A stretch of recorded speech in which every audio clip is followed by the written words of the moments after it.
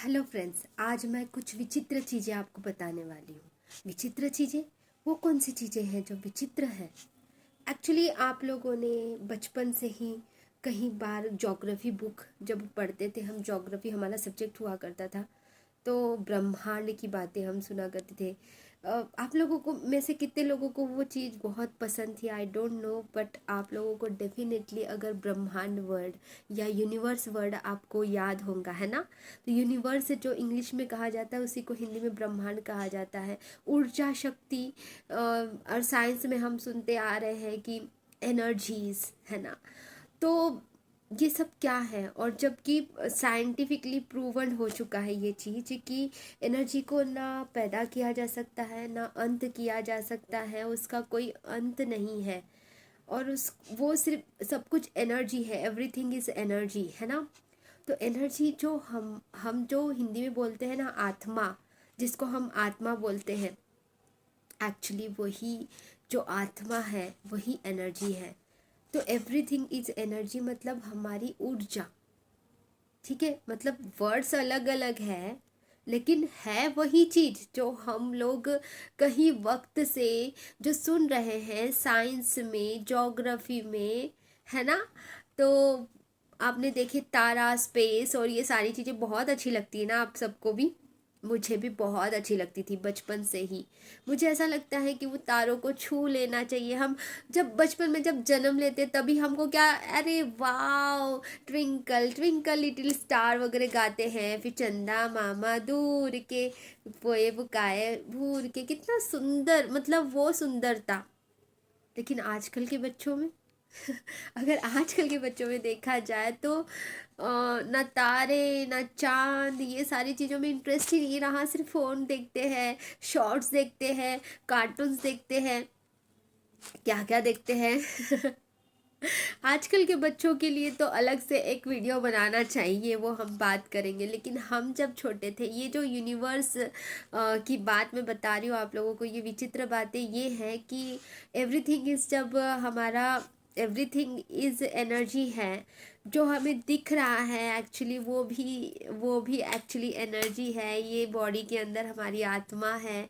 और ये ऑलरेडी भगवत गीता में ये बात ऑलरेडी कब की बोल दी है, जबकि साइंस में अभी अभी प्रूवन हुआ है कि ना एनर्जी को पैदा किया जा सकता है ना अंत किया जा सकता है उसी प्रकार से। तो ये भगवत गीता में आत्मा का कभी जन्म ना अंत होता है उसका कभी भी, है ना?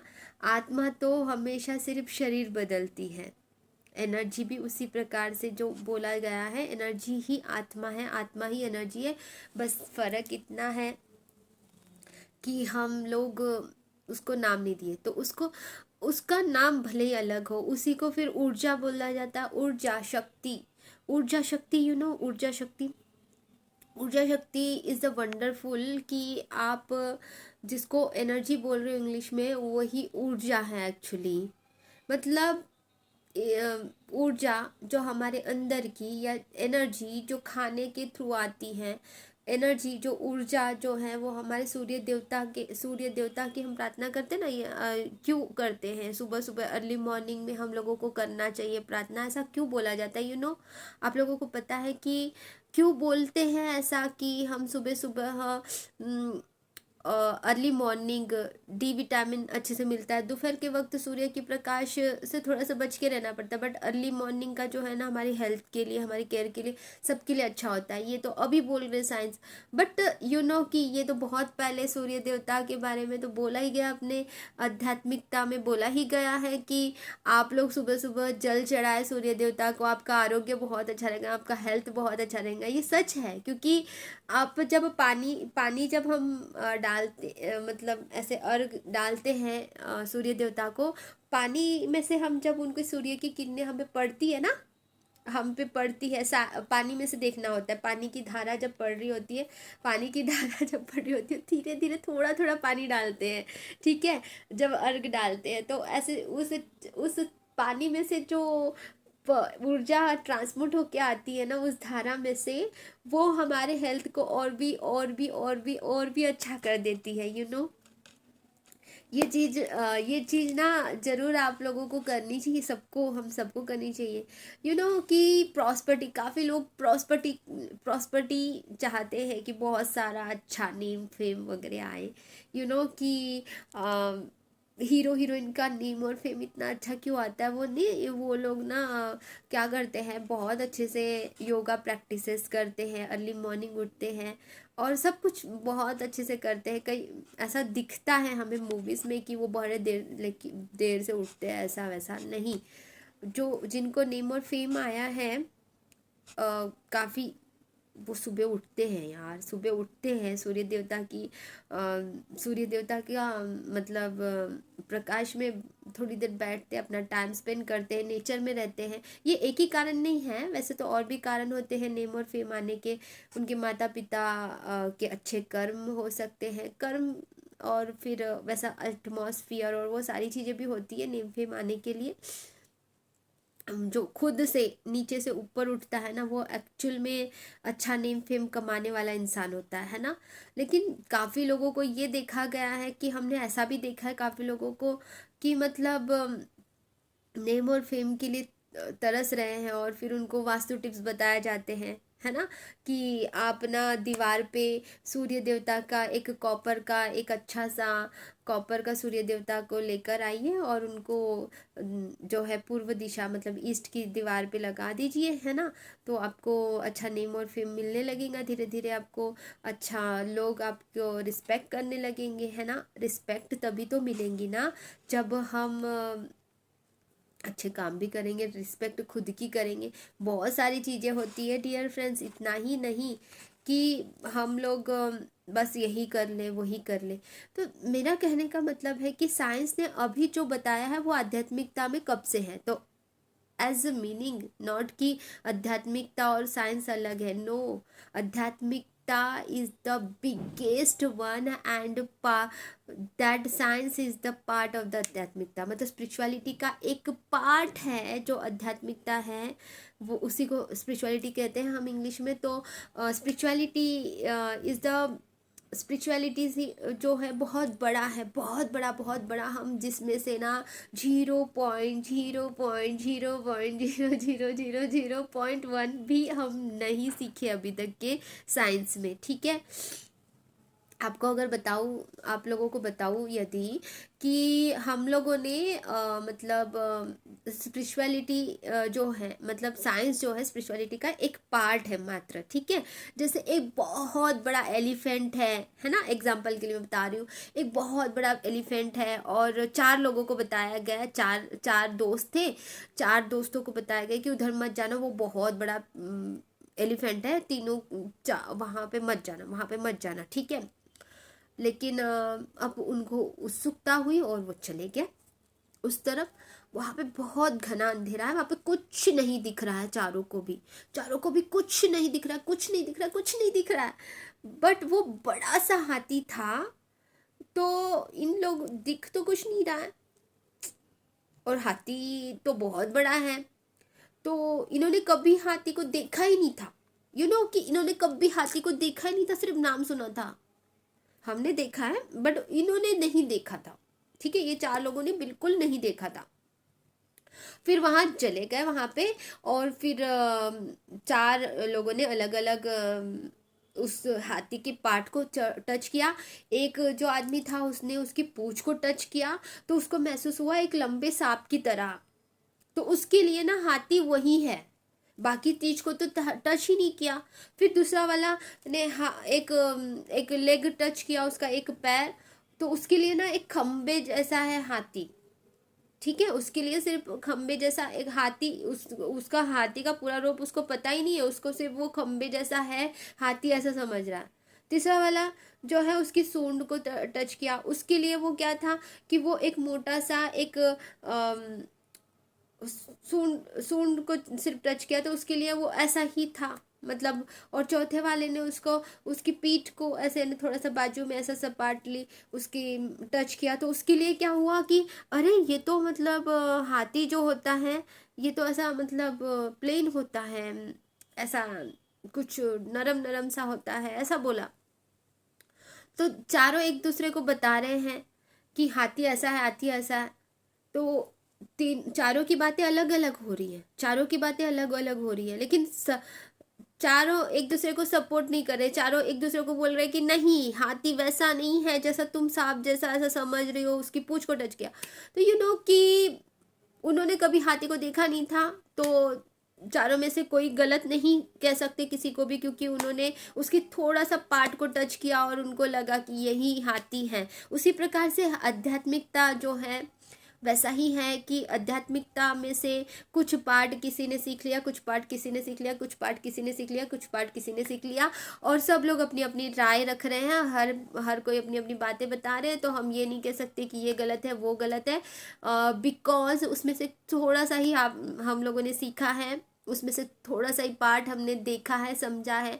कि यूनिवर्स, ब्रह्मांड सिर्फ इतना नहीं है जितना हमें दिख रहा है, उससे कई बड़ा है जो हमारी आंखों से भी परे हैं। अभी तो ये भी साबित हो गया है कि मतलब पैरेलल यूनिवर्स भी होता है। अरे वाह, ये तो बड़ी बात हो गई, पैरेलल यूनिवर्स अभी पता चला है। अरे ये तो कब से पता चल गया, हमारे पुराणों में। पता है आपको ये स्टोरी? आपको पता होना चाहिए ये, अगर नहीं पता है तो ध्यान से सुनना। जब श्री कृष्ण भगवान जब अपने कृष्ण भगवान जब अपने महल में थे, और फिर जब उनका ना वहाँ पे जो वहाँ पे जो सैनिक थे बाहर खड़े थे, दरवाजे पे किसी को भी आने मत देना ऐसा बोला था श्री कृष्ण भगवान ने। तो तब ना ब्रह्मा जी आए थे श्री कृष्ण से मिलने के लिए। श्री कृष्ण भगवान से मिलने के लिए जब आए थे तो ब्रह्म भगवान को भी अंदर नहीं जाने दिया गया, without permission is not allowed something है उस टाइम पे। तो नहीं, आप बताओ उनको कि ब्रह्मा जी आए हैं, मैं आए हूँ ऐसा बताओ करके, कृष्ण भगवान को मुझे अलाउ करे अंदर करके, ऐसे बोले। तो फिर सैनिक जब जाके बताए कृष्ण भगवान को, तो कृष्ण भगवान ने ये बोला था कि अरे ठीक है, कौन से ब्रह्मा जी आया ये बताओ करके। तो कौन से ब्रह्मा जी आए करके फिर पूछने के लिए आए ये सैनिक। तो सैनिक ने जब ये प्रश्न पूछा तो ब्रह्मा जी बोलने लगे, अरे ये क्या बोल रहे हो तुम, और कोई ब्रह्मा है क्या मेरे अलावा? मेरे अलावा और कोई ब्रह्मा है क्या जो पूछ रहे हो कि कौन सा ब्रह्मा? बोलो कि चार मुख वाले ब्रह्मा मैं ही तो हूँ, और कोई? जब ऐसा बोला तो फिर जाके सैनिक ने बताया अंदर जाके। तो फिर कृष्ण भगवान बोले कि आ जाओ अंदर बुलाओ। तो ब्रह्मा जी अंदर आए और तब पूछा कि आपने ऐसा क्यों बोला कृष्णा कि कौन से ब्रह्मा करके, और कोई ब्रह्मा है क्या? तो तब कृष्ण भगवान ने उनको दिखाया ब्रह्मांड, बहुत सारे ब्रह्मा जी, कोई 10 मुख वाले, कोई 20 मुख वाले, कोई 6 मुख वाले, कोई अलग अलग, और उसमें से आप हो 4 मुख वाले। मतलब ब्रह्मांड उसी वक्त बताया गया, स्टोरी के द्वारा हमें पता चलता है कि ये तो पहले से ही पता था सबको। अभी हमारे साइंस को पता चल रहा है कि ये तो पहले से ही था, मतलब ब्रह्मांड, पैरेलल यूनिवर्स। और भी कि हम, जैसे मैं यहाँ पे बैठ के आपको बता रही हूँ, वैसे मैं इक्वल पैरेलल यूनिवर्स में मैं भी कुछ कर रही होंगी, या फिर ये वाला कॉन्सेप्ट ऑलरेडी हो चुका होगा। ये कितनी विचित्र बात नहीं है कि मतलब मैं यहाँ पे भी हूँ, आप भी यहाँ पे भी हो, और कहीं और पे भी हो। सोच के भी थोड़ा सा अजीब लगता है ना। एक मूवी आई थी, मैं मूवी का नाम भूल गई हूँ यार, तेलुगु में था, भूल गई हूँ। मैं जब याद आएगा ना मैं कभी किसी वीडियो में बताऊंगी, ठीक है? आप ना सब्सक्राइब कर लेना, मैं और वीडियो से और अच्छी अच्छी बातें आपको बताऊंगी ब्रह्मांड के बारे में, लॉ ऑफ अट्रैक्शन के बारे में, ब्रह्मांड कैसे काम करते हैं, हम अपनी इच्छाओं को कैसे पूरी कर सकते हैं, मैनिफेस्ट कैसे कर सकते हैं, अपने जिस प्यार को हम चाहते हैं उस प्यार को कैसे पाए, हमारे सेल्फ लव कैसे करें, एवरीथिंग एवरीथिंग एवरीथिंग।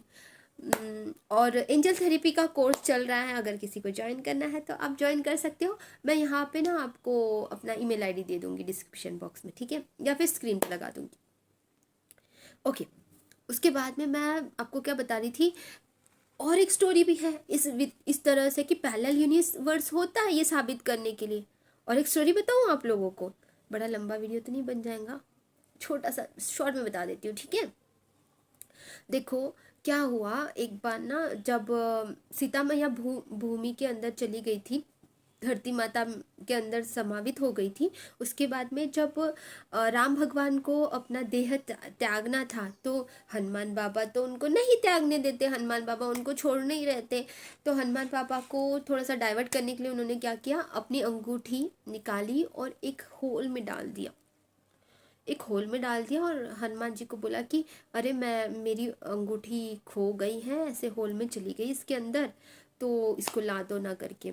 तो हनुमान बाबा तो बहुत बड़े हो सकते थे, बहुत छोटे भी हो सकते थे, तो वो छोटा सा होल था ना, तो ठीक है करके वो वही अंगूठी थी जो सीता मैया जब वहाँ पे थी ना रावण के अशोका वन में, तो तब उनकी अंगूठी जो उनका था ना खो गया था, मतलब उनको देने के लिए आए थे उस वक्त का वो अंगूठी था, तो फिर तो लाना बहुत जरूरी था, इसलिए उस होल के अंदर चले गए। छोटे से होके ना, हनुमान बाबा छोटे से होके ना, फिर ना छोटे से उस होल में ऐसे अंदर अंदर गए, फिर जाना जरूरी था, और हनुमान बाबा तो छोटे भी हो सकते थे बड़े भी हो सकते थे, तो उसके अंदर गए गए गए गए गए गए, तो यहाँ पे राम भगवान अपना देह त्याग कर पा रहे थे, और यहाँ पे जब पहुंचे तो उन्होंने देखा कि अंगूठियों का ढेर लगा हुआ है, अंगूठियों का ढेर, एक ही तो अंगूठी थी, फिर इतने सारे अंगूठियों का ढेर क्यों लगा हुआ है। तो फिर जब उन्होंने देखा और इसमें क्या करूँ कुछ समझ में नहीं आया, वहाँ पे एक ऋषि मुनि थे, उन्होंने बताया कि ये इतने सारे अंगूठी किसके हैं करके। जब हनुमान बाबा ने उनसे पूछा तो ऋषि मुनि बोले कि ये तो राम भगवान के ही सारे अंगूठी। अरे इतने सारे अंगूठी कैसे हुए, मतलब एक ही अंगूठी थी ना। तो तब फिर ऋषि मुनि बोले कि अरे जब भी राम भगवान को अपना देह त्यागना होता है तब तब ऐसे ही अंगूठी यहाँ डाल देते हैं, और हर बार एक हनुमान आके इस अंगूठी को लेने के लिए भेज देते हैं, तो हर बार यहाँ आके इतने सारे अंगूठी हो गए।